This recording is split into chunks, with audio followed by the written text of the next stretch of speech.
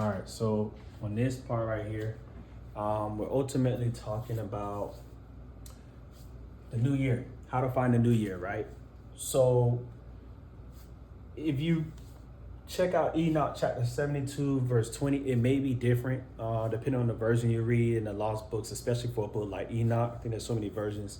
And the chapters can shift depending on, where you're reading that particular book of Enoch. So it could be a few chapters before or behind, there's a little differences there. But Enoch chapter 72, verse 20, it says, and this one is the Charles Oxford version, RH. It says here, verse 20, it says, on that day, the day is equalized with the night and becomes of equal length, and the night amounts to 9 parts and the day to 9 parts. And then we see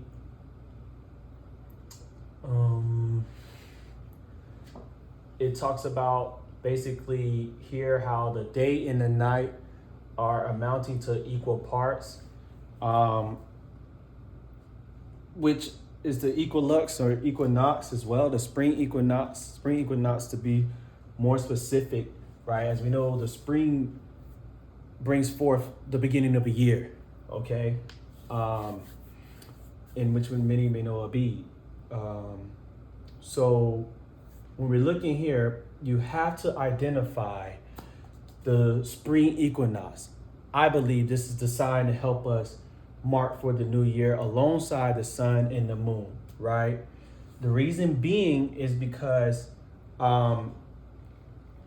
if you do not, you can find that you can get off track with the feast days, right?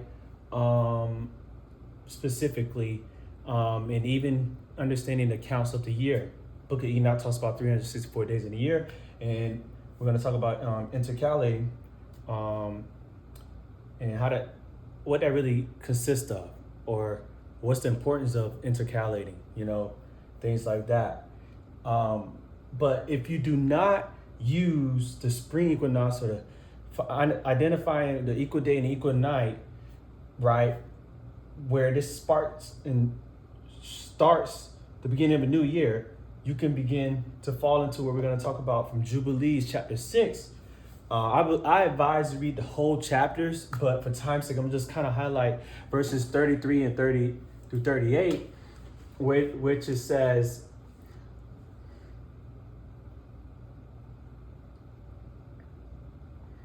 well, I'll start 32. It says, and command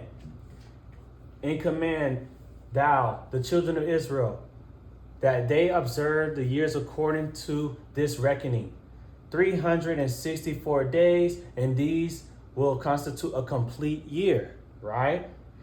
And they will not disturb his time from his days and from his feasts, for everything will fall on out in them according to their testimony, and they will not leave out any day nor disturb any feast, right?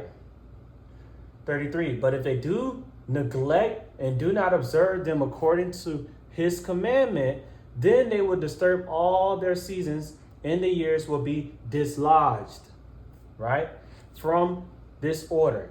And they will disturb the seasons, and the years will be dislodged, right?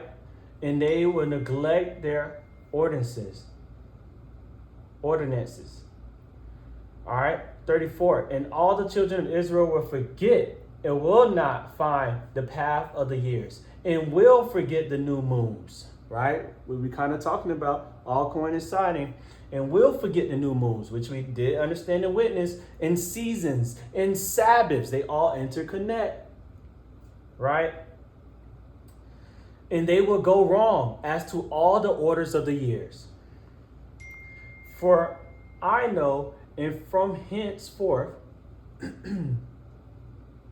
will I declare it unto thee, and it is not on my own devising, for the book lies written before me, and on the heavenly tablets the division of days is ordained, lest they forget the feast of the covenant, and walk according to the feast of the Gentiles, after their error and after their ignorance, right? Right? After error, and then it's going to be ignorance for many to come after. But some going to cause error, and then it's going to lead to much ignorance after from a mistake like that. For there will be those who will assuredly make observations of the moon, right? That's what we're kind of talking about. Observations of the moon, how it disturbs the seasons and comes in from year to year 10 days too soon. Comes in too soon, all right? 37, for this reason, the years will come upon them when they will disturb the order and make an abominable day, the day of testimony, and an unclean day, a feast day. And they will confound all the days, the holy with the unclean, and the unclean day with the holy, for they will go wrong as to the months and the Sabbaths and the feasts and jubilees. This is what we're talking about, y'all. You know what I'm saying? Verse 38, the final one I'm going to really touch on right now in this book is, for this reason, I command and testify to thee that thou mayest testify to them, for after thy death, thy children will disturb them, so that they will not make the year 364 only. And for this reason, they will go wrong to the new moons and the seasons and the Sabbaths and the festivals, and they will eat all kinds of blood with all kinds of flesh, right? Saying you're going to mix clean with the unclean, you're going to get things mixed up, go wrong to the new moons, the feasts, the signs, and the Sabbath days, and even the years and jubilees and everything of that nature. He says it's going to mix the clean with the unclean, right? Because we're observing the moon only. And what it says is that moon's going to come in 10 days short each year. So by the first year, you're already 10 days short. So if you only lunar only calendars, right? A lot of lunar only calendars. And I ain't touch on this part of this crash course of the solar only, but we just talk about how the struggle of going lunar only is a problem. But I would even stress to say, if you're solar only, that's even worse. But lunar only, you need both instruments. Remember, we talked about that and started there. Lunar only could put you 10 days short every year when you're tracking with just the moon, right? And ignoring the signs from the sun, you're going to come 10 days short each year because that moon is 10 days short, okay, on a yearly cycle, right? And then what happens is by the third year, first year, you're 10 days short. Second year, you're 20 days short. Third year, you're 30 days short. Now what happens is for the feast day, Passover comes around, you're celebrating Passover in the wintertime. Or you celebrate Passover in the wrong seasons, Moedim, seasons, times, appointed. They're not in a line, which is ultimately what Jubilees was kind of showing us when I was reading, right? So this is why this is important. Really keep the seasons aligned. And that's why I believe the spring equinox, the equinox is the sign you wait for, right? And it keeps you balanced with the sun and the moon and how you help determine the year, right? Now, the 13th month, I'm no expert in all of this, but what I've observed and understand and been seeing, the 13th month, I believe this comes into effect when you're counting the days and you're doing the months and you're measuring it out according to the luminaries, waiting on the sun and the moon to show us the sign.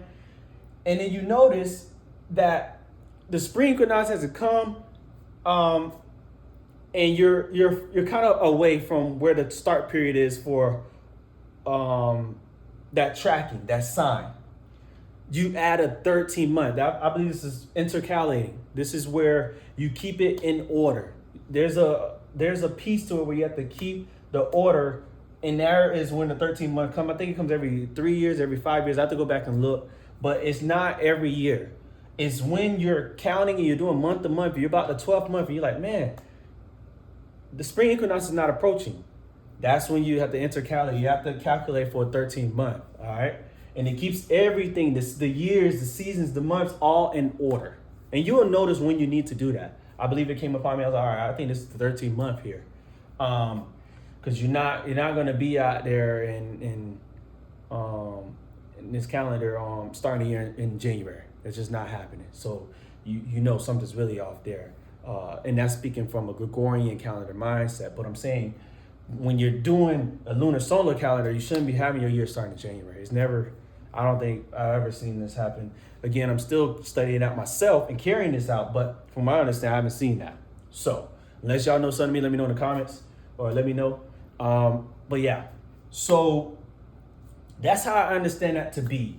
If you lunar only, that's going to be a struggle. That's what you're going to run across. Solar only, that's a whole different ballgame of why that's going to be an error, because that's going back to feast days we're talking about in months, and why the moon is essential. Why some people ignore the moon is because they read verses like Jubilees out of context, right? And they go solar only. And then you got some people that read Jubilees and they ignore the parts of when Psalms talk about the importance of the sun, and Genesis talk about the sun, and all these other aspects, because the sun helps rule the day. So you have to keep all these scriptures, little here, a little there, and keep them all in context, because I don't believe scripture contradicts. I believe scripture and scripture complements. They work alongside each other. So when we keep them in context, it makes a lot more sense.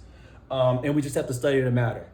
Pray through some things, ask one another, iron sharpen iron, right? But this is what I believe to be how we coordinate a new year. I'm gonna try to show you for this upcoming new year, because the biblical year, New Year is about to approach, the true scriptural one. Passover is coming up. I'm gonna show you how you'll go about this. Now, when it comes to the equinox and spring equinox, I do know there are some individuals that know how to use it without using the internet, right? But that's the main way I've known so far to check the spring equinox. That's the one piece I really rely on the internet, because I'm not as skillful of understanding how to find the spring equinox and equinox without using the internet. So if you know another way, let me know. Share with other people. But the main point of this is showing you how to determine these days without apps, calendars, mobile devices, right? Because when it comes to the end times, well, not just end time, when we come to having to be say in the wilderness, or technology is cut off and we don't have devices, how are we going to really tell the days and the weeks and the months? We're going to have to really help each other out, and having this knowledge concrete, or just in general, how we know these things is important to have the most knowledge we can on this, aside from the internet. If your phone dies, or if, whatever happens, Wi-Fi is not there. How do you determine the new year? There are some signs people may use, like barley and things. The equinox, how do we determine that? I believe the lunar solar calendar, Enochian calendar, is really helpful for that piece. So I'm gonna try to show you that piece there for this year. I'm walking it out. Hopefully it connects everything we kind of went over, and it helps you understand it a little more concrete on the lunar solar calendar. All right, that's the main goal, hopefully.